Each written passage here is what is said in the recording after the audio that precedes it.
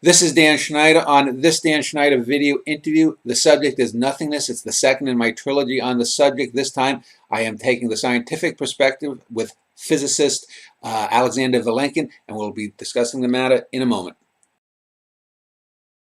The subject is nothing. This is my second show in that vein. The first was with a philosopher. This is with a physicist.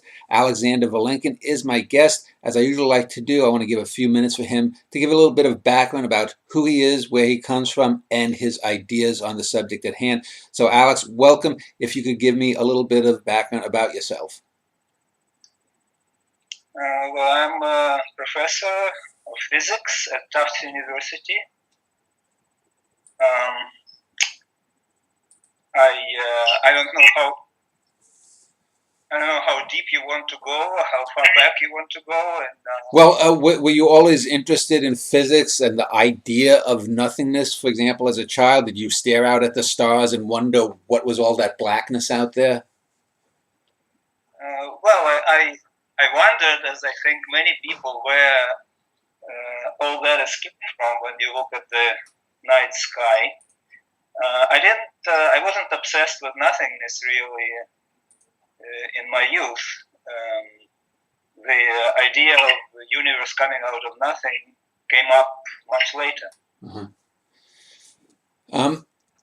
I know that you've written about eternal inflation and cosmology, how the universe began. So let me just start separating, defining nothingness in a scientific or in a physical, meaning physics sense, versus what we on a daily basis think of as nothing.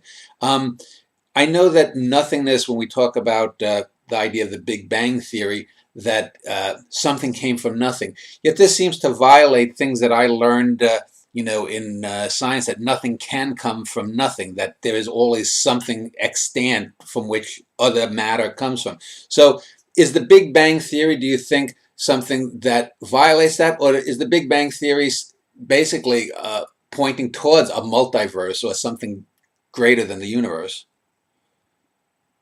Well, the Big Bang Theory now is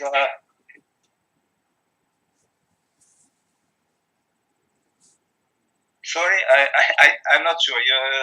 There are some sounds over there, so No, I'm fine. I don't hear anything. I can hear you fine. Go ahead. Okay, so the Big Bang Theory, basically, the idea of the Big Bang came with the beginning of scientific cosmology, where Alexander Friedman first derived the solution of Einstein's equations describing an expanding universe. And if you follow that expansion back in time, the universe gets smaller and smaller, and eventually it comes to a point. And that point was not exactly nothing. It was a state of where all the matter in the universe was condensed to a point, so the density of matter was infinite. And the problem with that was that you could not continue the evolution further back. Mm-hmm. That was a mathematical singularity, so the equations broke down, and you were left wondering what that all means. So it didn't really say that the universe originated out of nothing. Mm-hmm. And in fact, for many years, physicists thought that the question about where the universe came from does not really belong to physics. The laws of physics tell how the universe evolves from one given state to another. Mm-hmm. And the question of what determines the initial state was thought to belong to philosophy or religion or something like that. Mm-hmm. So these things changed in the 1980s when people started to address the question of where actually the universe came from and what determined its initial state. Yeah, in physics, when people speak of nothing or they speak of a vacuum is often thought, a perfect vacuum would theoretically, I guess, be nothingness. But by the same token, I've read in many books that physically speaking, it has quote unquote potentiality. That, for example, nothingness could devolve to some kind of lower state or something. So, number one, is that so? And number two, does that point to the fact that maybe nothingness is something that really cannot exist? To a physicist, especially to a particle physicist, vacuum is very different from nothing. Okay. So vacuum is a physical state. It's empty space. It's sort of, you remove all particles and radiation, and what you are left with is the lowest energy state, which is the vacuum. However, vacuum itself has energy, so each cubic centimeter of space carries a certain amount of energy. It could be zero, but we now know that our vacuum, the one that we inhabit, has a tiny non-zero energy density. So each cubic centimeter has a very small amount of energy, and moreover, if you study vacuum more closely, you discover that quantum processes cause fluctuations. So particles spontaneously appear and annihilate in this vacuum. So the vacuum at the microscopic scale is a site of kind of frenetic activity, with particles popping in and out of existence. Vacuum has, apart from energy, it also has pressure, which happens to be negative, and it produces a gravitational force, which actually is very tiny, but there is a lot of empty space in the universe, and when these forces produce the different parts add up, they add up to a rather dramatic effect, which is to cause our universe to expand faster and faster with acceleration. So emptiness and nothingness are two distinct concepts within physics, correct? Yes. Emptiness would have what I had said, the potentiality, or you said states of being, whereas nothingness would not. For example, I know when people have looked out with these newer telescopes, there are things called the great voids that they see out there, which are huge regions, thousands or millions or billions of light years across, where there seems to be nothing.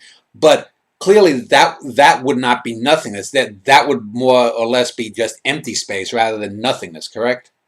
That's right.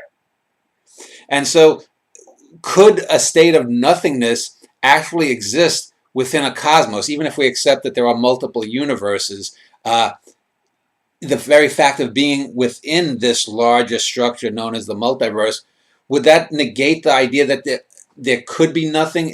I mean, again, is nothing sort of this unicorn, that an idea that people have? Cosmologists now talk about the universe originating out of nothing, but nothing here means it's much closer to nothing than just empty space.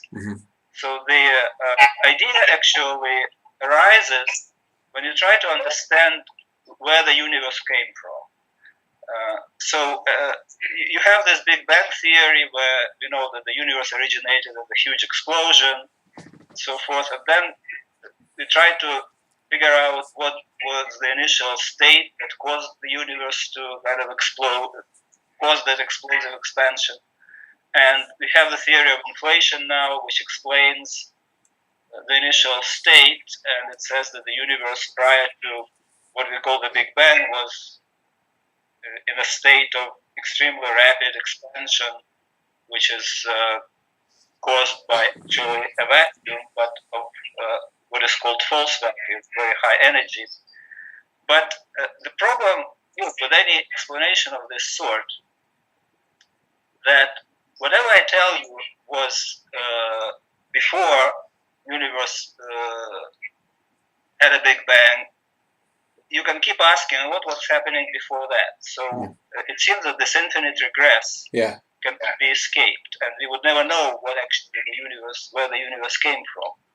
And the only idea that escapes this predicament is the idea that the universe originated out of nothing, where nothing here means a state with no space, no time, and no matter. Mm-hmm. So no time, no space, no matter. Those, time, space, and matter. So space is what we think of the three dimensions that we live in. Time is the fourth chronological dimension, and time, space, and matter would be the things that are in that thing. So when you was talking about the universe being, are you really talking about a multiverse? Because I've read you seem to now believe that there is a multiverse, correct? Yeah, that's right. The theory of inflation, which is now the leading cosmological paradigm, suggests that one thing prior, at the very early times in the history of our region, there was the state of exponential inflationary expansion. And then it follows from the theory that inflation, it ended in our part of the universe about 14 billion years ago, but in remote regions of the universe, inflation still continues and bubbles with diverse properties are constantly being formed. Some of these bubbles are similar to ours. They, filled with galaxies, planets, and maybe living creatures. Other may be totally barren. So this is what is called eternal inflation. This is a never-ending process generating these different bubble universes, if you might say. And the idea, and even though this process never ends, there is a mathematical theorem which is very general, which states that it cannot be continued indefinitely to the past. Mm-hmm. So eternally inflated universe is eternal only to the future. It must have had some sort of a beginning. And the idea is that it could be originated from the state of nothing. That I said, that a state is devoid of space, time, and matter. So what we would be talking about then is not just our universe coming from a Big Bang, which, as you had said, isn't nothingness, but was really all things, everythingness crunched to an infinitely small size. We would be talking then about the multiverse, this thing that generates bubble universes, that it itself arose from this state even beyond the vacuum, in terms of nothingness. Is there any idea, even just say philosophically or physically, how any kind of structure, a multiverse that would make bubble universes, how that could arise? I would think that if we were talking in terms of time as we know it, this would be something that would have to have somehow evolved over countless eons. Well, Lucretius told us that nothing can be created out of nothing. Uh-huh. And if you ask a physicist, why is it so? The physicist would say this is because of conservation laws, like energy conservation. Yeah. Matter has positive energy, and so a state that has positive energy could originate only from another state having the same energy. Yeah. However, it is a mathematical fact in general relativity that a closed universe has zero total energy. So let me just elaborate a little. So the universe space in according to general relativity can be curved, right? And one of the possibilities, the space curved back on itself like a surface of a sphere. Mm-hmm. And it is closed. So if I go in such a universe, say, in that direction, go upwards, keep going, eventually I'll come back to the same point, just like I go on the Earth, keep in the same direction. So in such a closed universe, matter has positive energy, but the energy of gravity is negative. It's always the case. The energy of gravity is negative, and for a closed universe, these two contributions, energy of matter and energy of gravity, exactly cancel one another. So the total energy of a closed universe is zero. Yeah.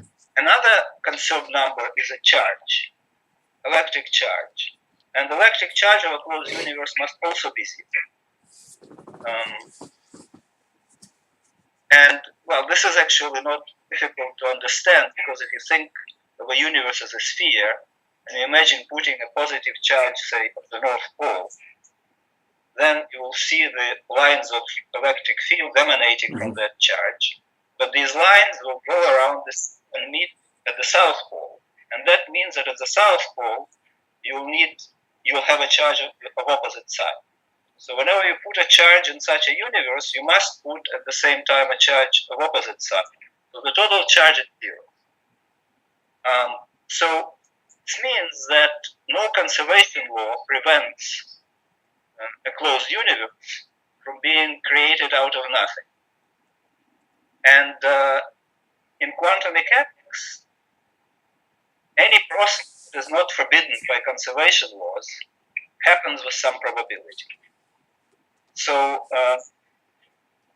there should be some probability for a closed universe to be spontaneously created out of nothing. And there is, in fact, an elegant mathematical description of this process. Go ahead. Oh, I thought you were going to elaborate on that. So, would it be fair to say then that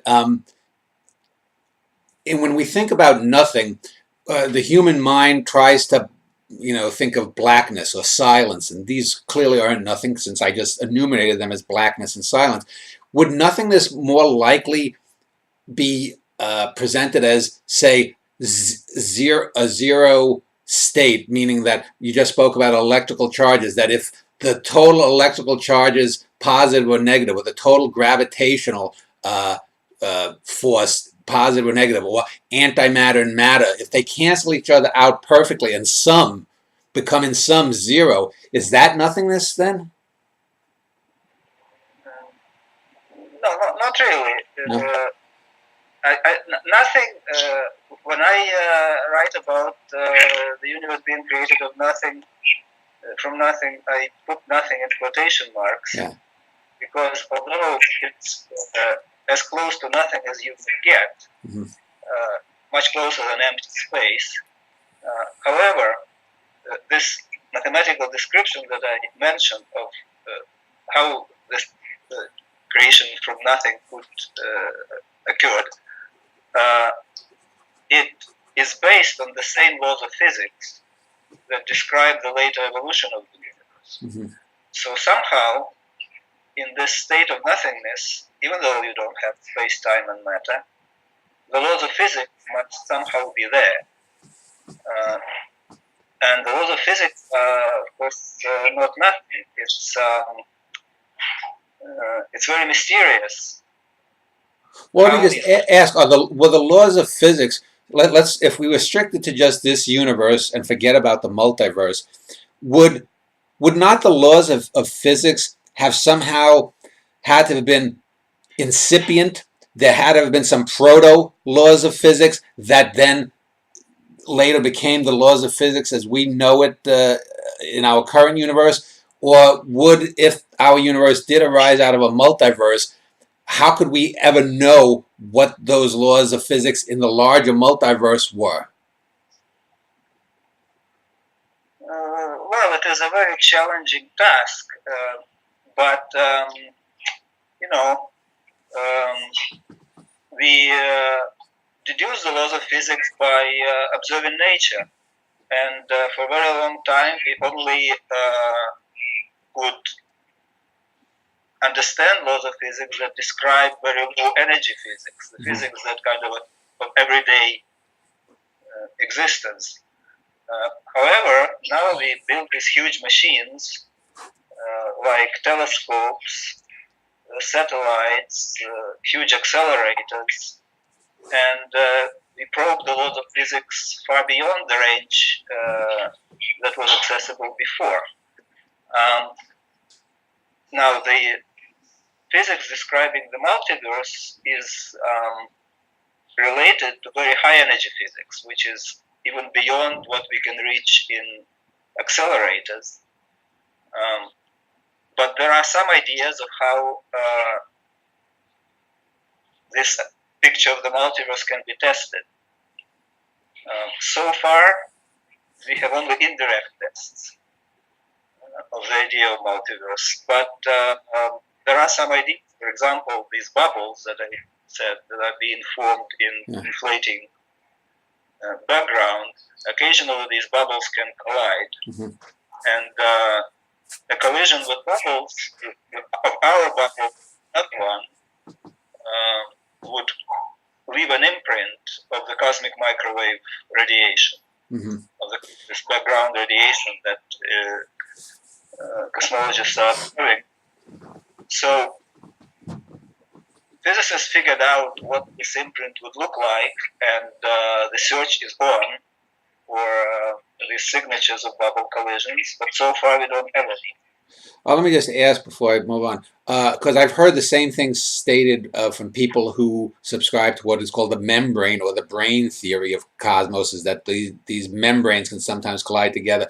Would we be able to tell, just for my own curiosity, because it seems to me you are believe in sort of the bubble universes, is there any way that if we were to be able to detect somehow some kind of bumping into each other or some kind of cross merger of small portions of different universes, could we tell whether it was a bubble universe or whether it was membranes? Is there theoretically any difference between two membranes colliding or two bubble universes colliding?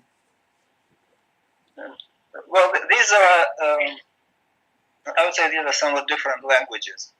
In some particle theories, including the string theory, the space has more than 3 dimensions.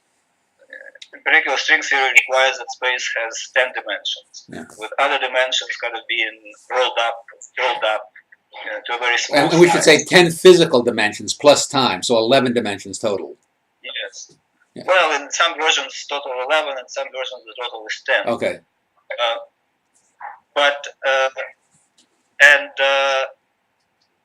There are these different objects there which are called branes and fluxes and so forth. So, in this theory, according to this theory, we live on a 3-dimensional membrane in this higher dimensional space. However, we don't really see that. We don't resolve these extra dimensions. We see physics as 3-dimensional, and when I talk about bubbles, these bubbles are astronomically large bubbles.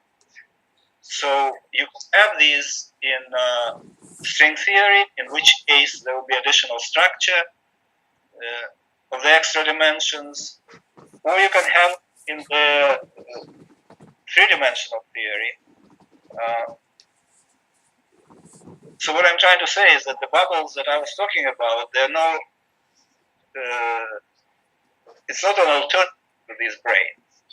You can have branes in microscopic extra dimensions, but when you do the universe on a larger scale, you will see bubbles. Okay. Well, we've been talking mostly about nothingness as often like a starting point, someplace well in the past. Let's talk about the present and future. Now, as we live now, 13.5 to 14 billion years after what is supposed to have been the Big Bang that created at least our bubble portion, our bubble of the universe, is it possible now that any kind of state of nothingness could be in this universe? Or is nothingness simply an abstract concept that we use to sort of philosophically fill in the blanks of whatever we may be pondering about the cosmos? Well, the state of nothing that I'm talking about, you can think about it like this. If we imagine that we can go back in time, say we follow back in time our history, we come to our Big Bang, we go beyond that, we see inflation, we keep going backwards in time, and at some point we come to an end. We come to a point where the universe just didn't exist. The space and time didn't exist. So this creation of the universe of nothing is an event where a tiny closed universe, which is really microscopic, popped out to existence, right? And started immediately expanding. What happened before that, there was no before, because there was no time. So you can picture, for example, if you want a mental image, you can think, say, of bubbles in a glass of champagne, right? You have bubbles which form, and then as they float up, they get bigger, they expand. So if you imagine some creatures living on the surface of that bubble, right? Yeah. The creatures only can see the surface. They don't see what's outside, what's inside. Mm-hmm. They can try to figure out where their bubble came from. And if they're smart enough, they'll figure out that, okay, if they follow the history of the bubble back, they come to a point where the bubble didn't exist. Now you have to remove the champagne and the vapor inside, so leave only the surface. So the state of nothing is not something, this nothingness is not something that exists in some places in our universe. Okay. It's something where our universe came from. Well, let's then go to the opposite end. Current theory, as I have read it, states that there's not enough energy and matter to close back the universe, as the old idea was that there would be a big crunch, and whether that was the end or whether we'd have successive opening and closings of the universe. Currently now, the thinking is that the universe will continue expanding. Einstein's idea of the cosmological constant or constant expansion is going to keep going, and the universe will eventually thin out, colden out, all the particles will eventually decay, all the black holes will eventually leak out their energy, everything will dissipate. In the very, very far future, however far off in the future, will that be a state of nothing, or would that be just a false kind of vacuum state where there still is potential for another cosmos? So in the far future, is the universe destined to become nothing, or just a zero state? The universe in our region will continue expanding because of this vacuum energy that I mentioned. It causes it to expand faster, so the galaxies will fly apart, and the entire observable universe will pretty much emptied out. So astronomers in billions of years from now, if there are any astronomers, it will be a very boring subject because there will not be much to see. So in this sense, yes, it will not be nothing; it will be just a vacuum.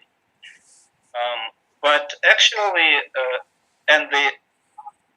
our bubble, the theory of our bubble, will continue expanding. However, the end of our local region will actually be different, according to this picture of the multiverse. The reason is that our vacuum is very low energy, but there are other states with negative energy, which is still lower. Mm-hmm. And bubbles, that negative energy vacuum, or there are many negative energy vacua, can pop out, expand in our region. So sooner or later, this probability of this is non-zero. It's very small, but non-zero. So it will take a long time. But a bubble, negative energy will eventually pop up and will start expanding and engulf the entire visible universe. And then all matter in our region will be turned into some alien forms of matter. Mm-hmm. So that will be the end of our region. So, in fact, a bubble of this kind of bubble, we cannot predict when exactly it will form. Yeah. But it's possible that it's already formed and it's speeding towards us at the speed of light. Yeah.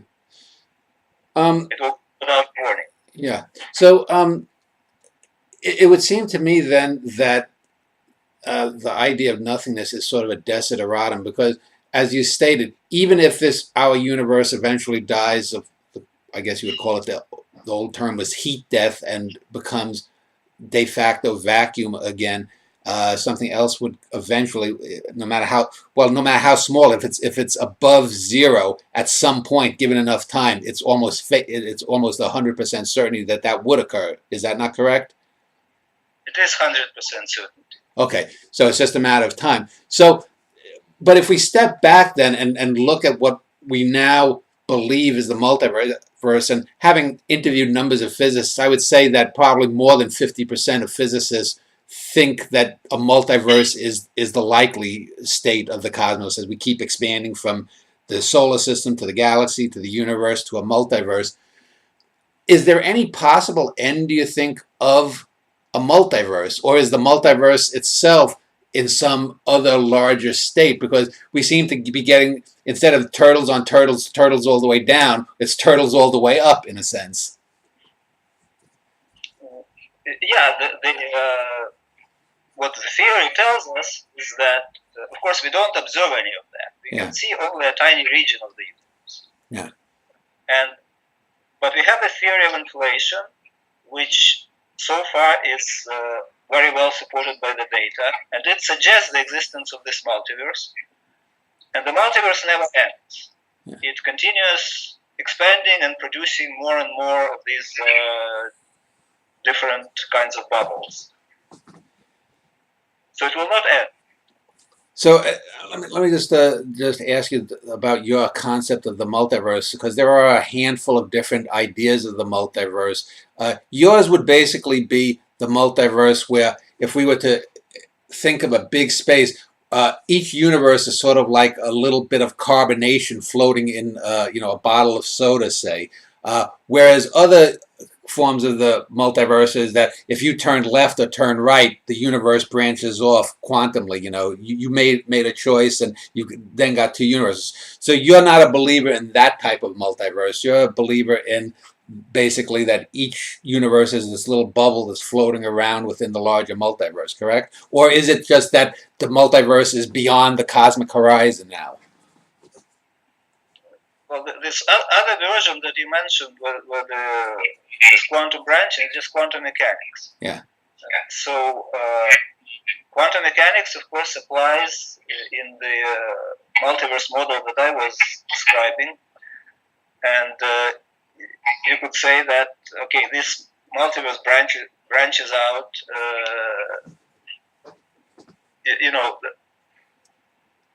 There is this picture of many worlds interpretation of quantum mechanics, where we think that quantum mechanics says that if you have some process, there are multiple possible outcomes of this process, and they happen in parallel universes, let's say.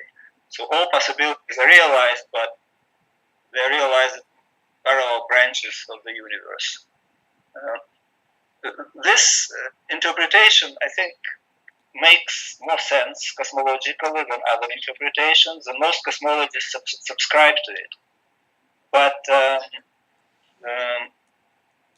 it's just a way of thinking about quantum mechanical processes. So it's not in no contradiction with the existence of these multiple regions of the same place. Okay, so your idea, I just want people to understand, your idea of the multiverse is a multiverse in which there are huge regions of space beyond that which we can see, but also you're a believer in that if you went left or right, you would also have this many worlds. So yours is a combination of the many worlds and the bubble universe. Because I know there are a handful of... So go left and right. You can think of it, okay, you have this multiverse where different regions have different properties and it expands forever. But it constantly branches, so you have parallel multiverses, right? So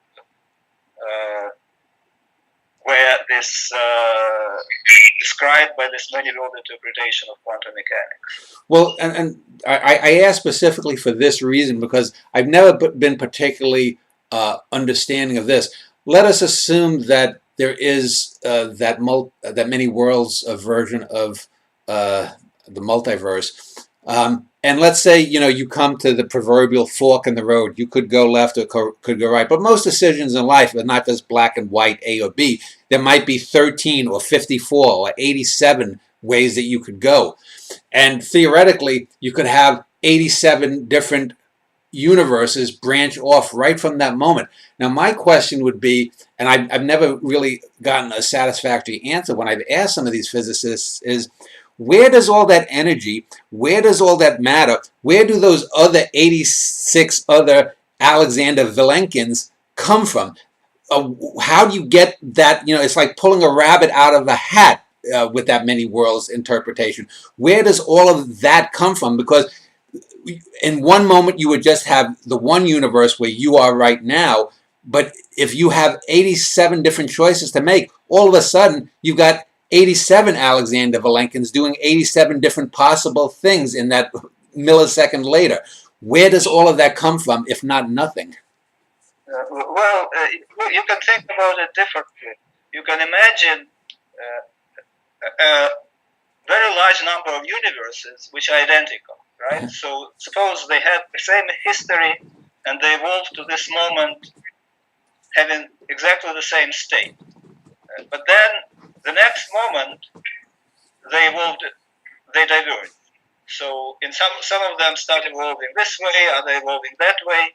So this branching is does not mean that you're creating new universes all the time. It just means that all these universes that were evolving in the same way are starting to diverge. Oh, okay. So you're stating that from whenever, if we want to talk about a beginning, well, let's say the Big Bang here, that there have always been an infinite amount of possible universes, and that when a quantum choice is made, it's not the branching out into many other choices. They are all there. So isn't that a form of the block universe, in that all possible things in all possible ways has to be possible then? Am I correct? It's branching of histories, not branching of universes. Okay. I understand that in a sort of philosophical sense. I'm just trying to understand that in a physical sense, because maybe I miss it, because it would seem to me in one moment you would have one person, and if you split it off in two, you would double the size of the universe, or triple it, or quadruple it, and so on and so forth. Though, one physicist says to me that's just potential states of a universe. Is that the way that you would have to look at it? That these are potentialities? Well, it's not very clear. This many world interpretation of quantum mechanics. Mm-hmm. If you ask, okay, do these other universes really exist? Yeah. I prefer to think that they do exist, but if you ask in operational sense, when you say, does something exist, in physics, you would try to test it, right? You can try to measure something. These parallel universes are, by definition, inaccessible to us. Yeah, we could never observe them, in other words. That's right. So, theoretically, it gives a description which is equivalent to other versions of quantum mechanics. Mm-hmm. And cosmologically, like we said, it makes more sense because, for example, the standard so-called Copenhagen interpretation of quantum mechanics tells you that in order to find out what the outcome is, you need an observer who will make a measurement of the system. Yeah. But for the universe, we don't have an external observer. Yeah. Nobody observes the universe from outside, so we cannot even formulate this in cosmological context. But I agree with you that it's hard to kind of think about these extra universes. And if you ask how many are there of them, is there an infinite number, a finite number? This is not very clear, at least not to me. Well, let me just wrap up this interview by asking 2 or 3 questions that have often been asked about nothingness, and some of them do delve more into philosophy than science, admittedly. And we've talked about cosmic laws, and that brings up the basic question of why is there something rather than nothing? Are the laws as structured in this cosmos? Uh, I mean, the very fact that we have cosmic laws says that they have to apply to something rather than nothing. So the very fact that we have cosmic laws would, to me, imply that there has to be something. Is that a correct way to look at it, or is that a tautology, do you think? The origin of the laws of nature is the ultimate mystery. Yeah. We know that underlying our physical reality is a set of mathematical laws. And these laws are very precise. We can calculate some things kind of with 13 decimal points. If we really adopt this idea that the universe originated out of nothing, the laws should be more fundamental than the universe itself. Yeah. Because these laws describe not only the evolution of the universe, but also its origin. Yeah. Well, let me just ask then about your future writings. Are you working on a book now, and does it have to do with cosmic laws, or what is your next project, if any? Well, my main projects are research projects, but I just wrote a book, as it happens, with my colleague Dick Perlow, which is called Cosmology for the Curious. Mm. And it is based on the course that I taught for people who actually don't have a science background, students.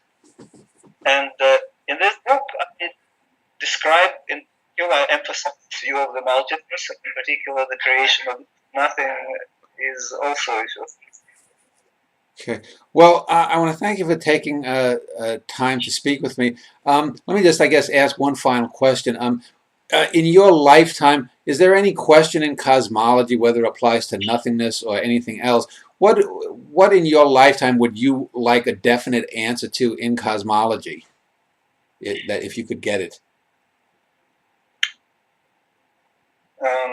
Well, as I said, that this ultimate mystery of the origin of the physics. Yeah. And at this time, this is the question which we don't even know how to address. Mm-hmm. But this is a new situation. As I mentioned, like 50 years ago, it seems that we will never be able to address the question of the initial state of the universe. Yeah. We can only describe how the universe evolved, but the initial state is beyond physics. Mm. Now we have ideas of how to address that. Mm. So I am somewhat optimistic that maybe we will figure out where the laws come from. And just what you said brings up one final question then for me, is that are you a believer that everything is at some point going to be knowable to the human mind? Or do you think that there are some things about the cosmos, whether it's inherent in the cosmos or just the limits of human minds and how far they can evolve at some point, basically, do you think that there are unknowable things out there, or do you think everything is ultimately knowable? It's just, whatever our level of ignorance at the moment is. Well, we are tiny little creatures on a small planet in a huge universe, and I think it's amazing how much we've already learned about the universe. Yeah. So one has to be humble. I'm surprised how far we went along, and I'm hopeful we can learn more. But there is no guarantee that every question that comes to mind we will be able to answer. So we will try. Well, I will link to your webpage at Tufts University. I want to thank you for spending almost an hour speaking with me. So, Alexander Valenkin, thank you. Okay, it's a pleasure.